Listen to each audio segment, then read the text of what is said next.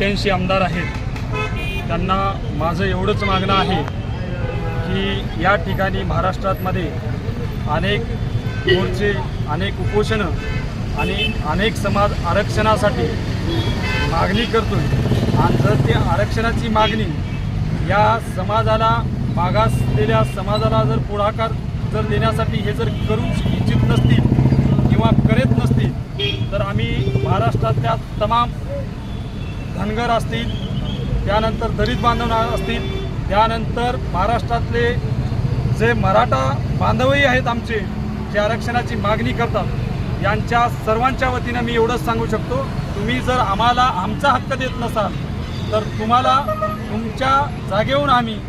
बाजूला काढण्यासाठी वेळ लागू देणार नाही। आणि या ठिकाणी जे वंचित आणि जे मागासलेले लोक आहेत त्यांना आम्ही पुढे केल्याशिवाय थांबणार नाही, कारण की अनेक वर्षापासून तुमची ही सत्तेची मस्ती, काँग्रेस असो या कुठलाही पक्ष असो, ते तुम्ही जे मस्ती दाखवता आणि तुमच्या संपत्त्या